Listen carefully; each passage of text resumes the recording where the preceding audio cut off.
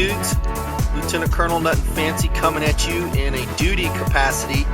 I'm here with an issue M16A2 that is capable of full automatic fire, at least burst mode. As you can see by the selector lever, it's unloaded and saved. Out here at a military shooting range at a multi-service shooting competition. This is actually more of a practice competition than the real thing. We are scoring for hits though. You have a lot of different services represented and their shooting teams. I have shot on my unit's shooting team before. I might do it again this year if I can fit it in my schedule. And it's trigger time. It's fun to come out and shoot, practice marksmanship skills. What this isn't though is a tactical shooting style of clinic like you've seen us do before at the Nutnfancy clinic. I think that's better training, it's more realistic, and I think that's where you're going to make your money, so to speak, as a tactical fighter in tactical practice. This is more marksmanship training with M16A2. We're going to shoot the gun at 100 meters, 200 meters, 300, and then finally 400 in a variety of positions according to this specific course of fire. There's some good instructors out here. There are some newer shooters here, and so you will see them giving some instruction on the different positions of fire, which is really good. And I'm going to include those for our newbies and just guys that want to review the fundamentals. Mostly the guy you'll see talking is a Special Forces guy, U.S. Army, and I think he has a lot of good things to say about the different positions. This is my gun. I'm running my own PMag in it because I want to test it. And yeah, I don't mind laying it directly on the rocks. It's just an issue gun, dudes. Don't mind. So yeah, let's go do it. I'll just edit the videos as it makes sense. I'll be shooting myself, so it's kind of hard for me to shoot and also film. I'll do the best job I can. It's going to be really hard for me to get someone, because I don't have a cameraman. Buggett's not here today, so I don't want to ask anybody else to film. So you may not see me shooting too much. I'll include footage of other dudes. Let's get going, man. Course of fire. I'm in the pits right now, and course of fire is getting ready to start. Nutnfancy here shooting M16A2s today with my brethren in arms. Multi-services represented here at the shooting area. We're going to be shooting at 25 meters, 300 and 400 meters, open sights, M16A2s. Got some good shooters here. I'm probably middle of the pack. Probably worse with open sights. Anyways, this is what we're doing. We're zeroing the rifles in at 25 meters. Shooters! These are full auto M16A2s. I got to get ready to shoot it. Anyways, here's my 25 meter zero M16A2. Not too bad. Hopefully I can keep it that tight at range. I don't know, man. I'm like the only officer here. It's like a fish out of water.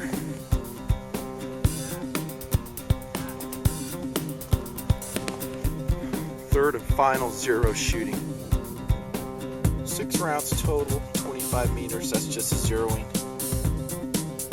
Be happy with that. If I can stay that tight at range, I will dig it.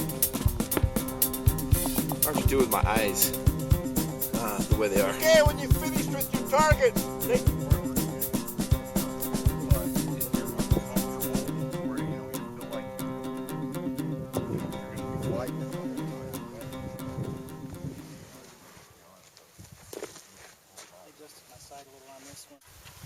you got some basics you want to work with. First one being, what do you concentrate on? Front sight post. That allows you to have good sight alignment. If you don't have good sight alignment, you're going to be all over the place. You can be moving all over the place, but you'll notice, good sight alignment, you're always on target. You're in the target zone. Now, if you have a good sight picture where your front sight post is sitting firmly in the target, but you got lousy sight alignment, I'm exaggerating this, of course, but okay. Half the time I'm on target, half the time I'll miss the target completely. Now, how do you get good sight alignment? You concentrate on that front sight post so you can see every crack, every crevice, every little paint chip on it, and then you've just got a blurry sight picture. The human eye can only concentrate on one thing at a time. It can only focus on one thing. And you've got 3 things. So you got the rear sight, you got the front sight, and you have the target. Don't look at the target. That's a blurry. Work on that front side, like Chief said. That's the key. front side of the trigger squeeze.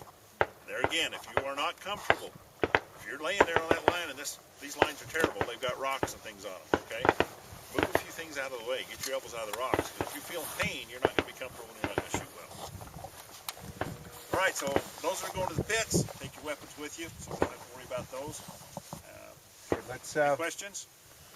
The people in the front go into the pits first, okay? The people in the back will shoot first, but we don't have any official scorecards.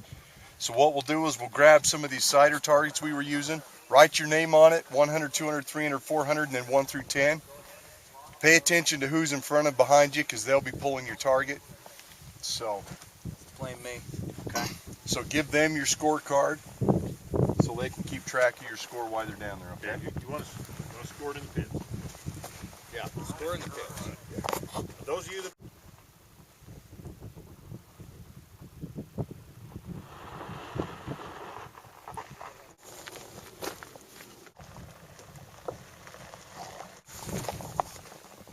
Notice my hand. I'm not gripping with the weapon. It's supporting the weapon. And again, everything else is the same. You'll find a position that works for you. Some people like to get up higher, leaning forward, and getting the support on their forward leg. We're going to give you a few minutes just to find the position that works best for you. You're either rolling forward, sitting upright, or sitting back. Again, I like sitting back because I just feel more comfortable this way. Now the bad thing is, your leg might have a tendency to go to sleep. If it does, hey, shake it out. When you're not shooting, take the weapon magazine out of the weapon, make it safe, and you can get up and move around. You can ground your weapon. We're not going to jump on you for any of that. The only thing we're concerned with is that we're doing everything in a safe manner. Questions? Oh, okay. All right. Turn off. If you've got a question, once we...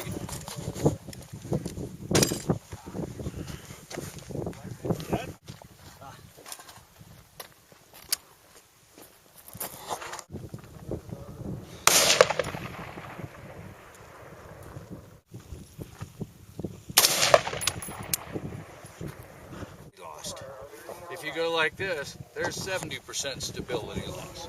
But here, you've got full stability. I've shot a position in a match like this.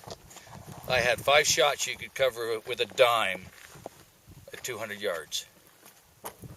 So this is one of the most stable positions you can use. For those of you that have trouble or are old or so big you can't get your muscly legs around, we'll go to what we call a cross ankle position, where you've got your legs out in front of you. But again, notice, forward leg is on top of the foot. I interlock my feet and bring myself into position. Again, notice, not bone on bone, muscle on bone. And I'm feeling relatively, well, I don't like this position because I'm an old fart, and it causes a strain in my back. But if this is what you have to go to, there you go with it. Least preferred of the 3 positions is the open-legged position,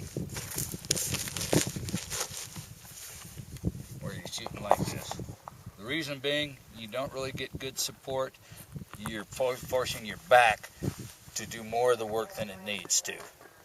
But if you have to use it, this is the way to do it. Again, you don't put the bone on the elbows or on the knees. You can either have forward or behind. So, open-legged is worst. Cross-ankled. A long-legged person will probably prefer this position. Those of us with squatty bodies, there you go. And everything else, the basics are still the same. If you don't have good natural alignment on the target, scoot your ass around until you do. Watch front sight, squeeze the trigger. Any questions? All right. Go ahead and get on your position. Your 3-minute prep time begins now. Good instruction. Thank you, sir. Okay, make sure that you're on the same number that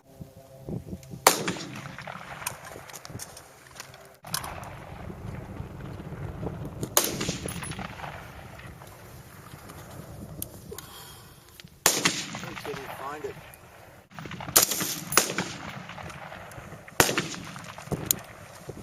Buddy, slow. That's all. See it, there it is. It's not hard to find. Right there. Your eye relief should be the same every time. The best way to contact your eye relief or get good eye relief, nose, charging handle. You don't put tight on the charging handle because the recoil will make you flinch, but just have a slight touch on this charging handle.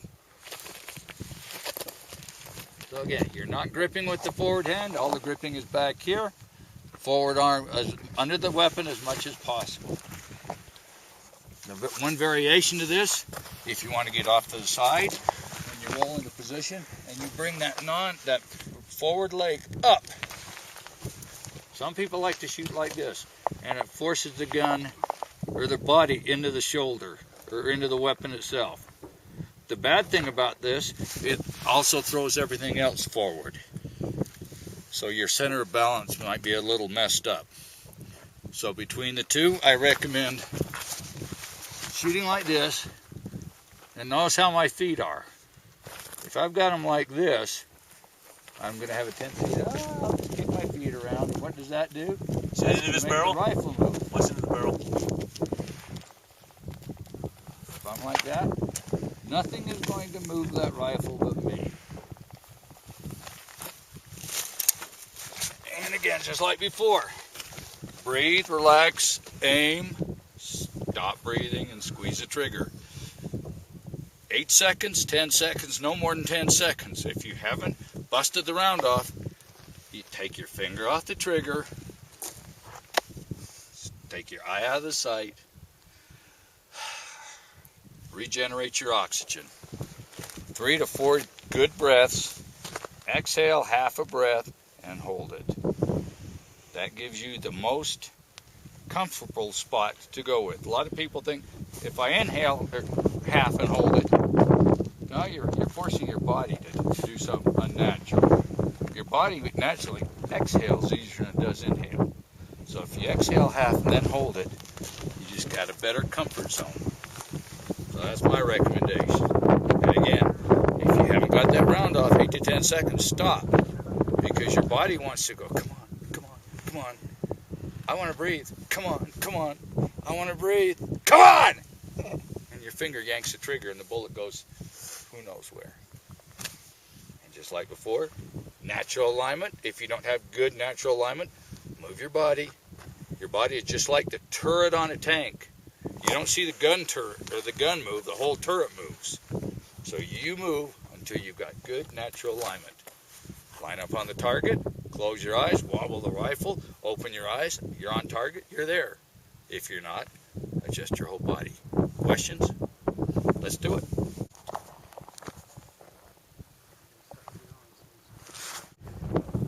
Here I am between shots, 300-meter line, waiting for the target to go up. It's real hard for me to keep filming and keep firing.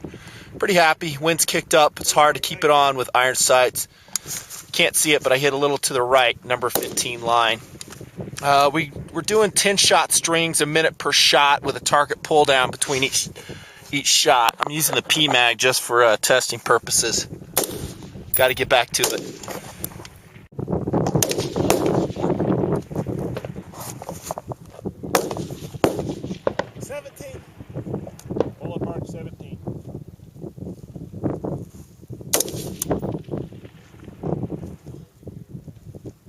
Cool, I hit right on that last one. Wicked. Wish I could zoom in and show you.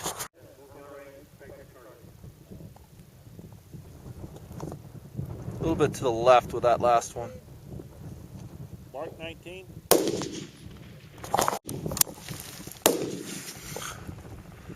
Not using gloves, don't need them. Oh, freaking dead on that one, dudes.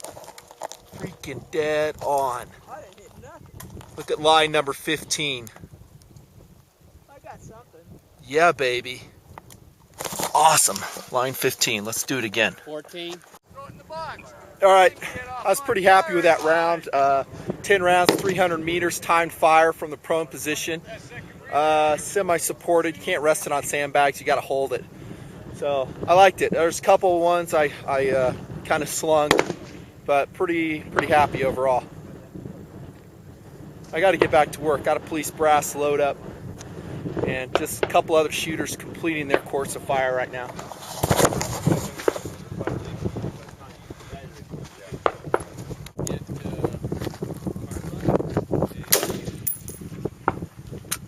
Last one.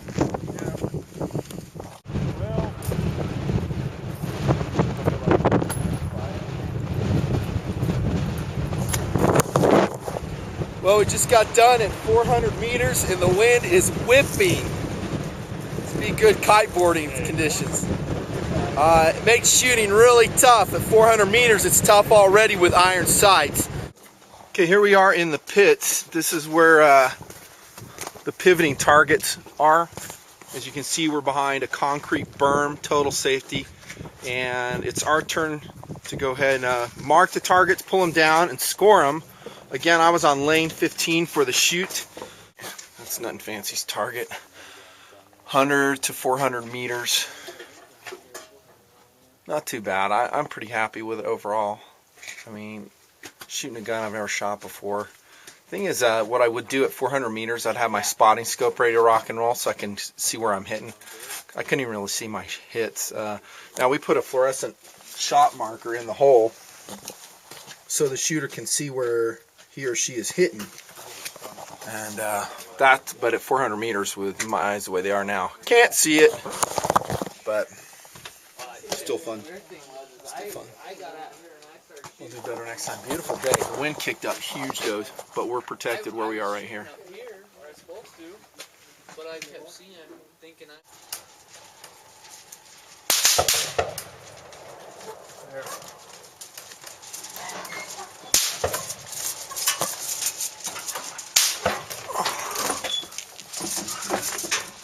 That's where you hit on that one.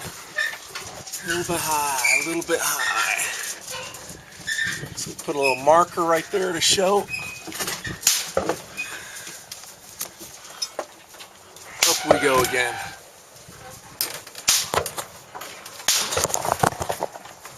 That's all there is to it. And let's go look at the score. This was scored by Army Captain. There's 100 meter. I was at 41, 200 meter, 37, 44 was 300 meter. And then I kind of fell apart at 400 meters with 29. That's shooting iron sights M16A2. I'm not a huge fan of iron sights, you guys know that, but can be done. Let's walk the line back here at the pit and we'll see how everybody did. What scores do you have, the two? So my shooter just got 139. Yeah. And I got a 105. Decent. Not too bad. What'd you get down here at both scores? 10, 120, 125. 125, and you had a what? A 119? No, 139. 139? Awesome. Here. 122. They want to pull these targets off? Leave them up until they come look around. 163 right here. You outrank me by a very wide margin. That's okay. 156. These are probably our two best shooters for the day. And then his shooter, he just scored 163.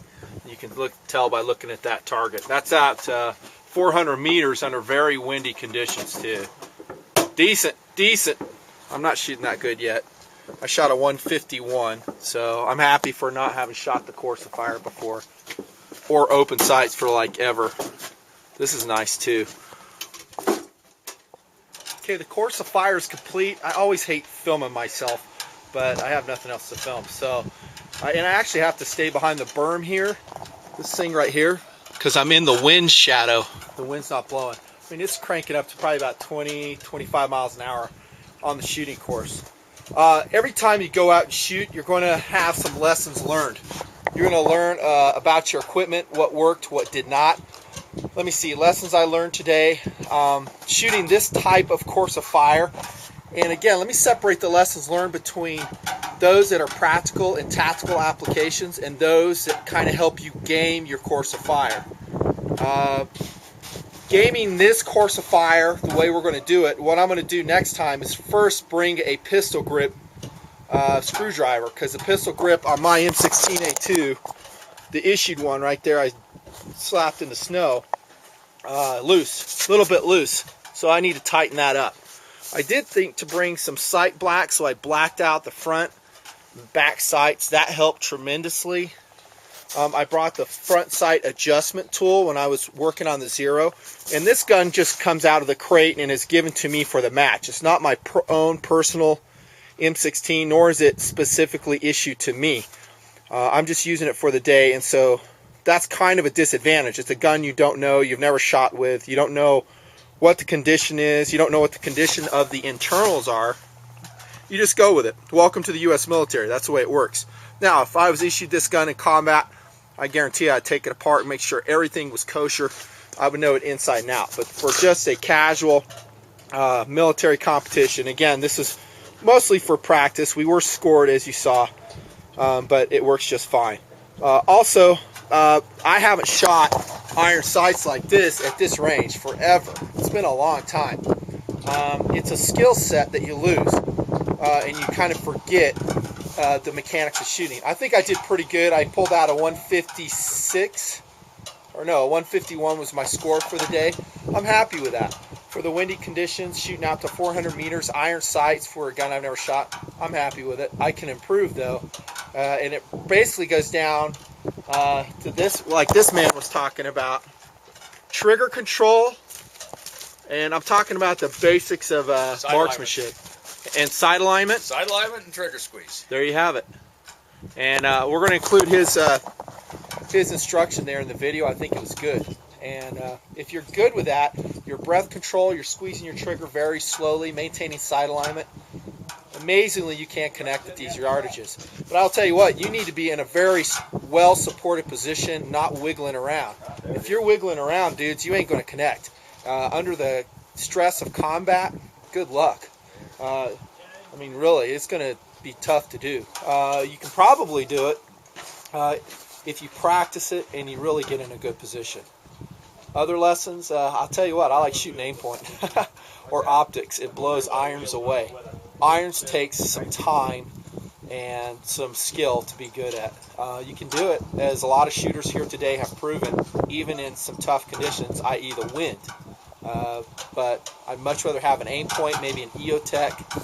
And when I say an EOTech or an aim point's good at 200 meters, some guy said, well, it's further than that. It is further than that, but I'm talking about under stress in medium supported conditions. It's tough to make hits. I've seen it. I've shot a lot under stressful conditions, ARs and M16s, and once the stress ratchets up, your rounds start flying. It's really tough to make these hits. This is mostly marksmanship that we were doing here. Again, not tactical training. Good times though. Trigger time is trigger time, especially when the government's going to pay. I'm there, dudes. I'm going to pop some rounds. Maybe we'll show you some more later in the year as we do some more competitions. I'll probably be on the team for my unit shooting probably the M9 and M16A2. I don't know. I got a busy schedule though, so it's hard for me to fit it in sometimes. So we'll see if it works out. Thanks for coming along. That's the marksmanship, multi-service marksmanship exercise out in the western United States. And we had some good instructors and some good shooters today. See ya.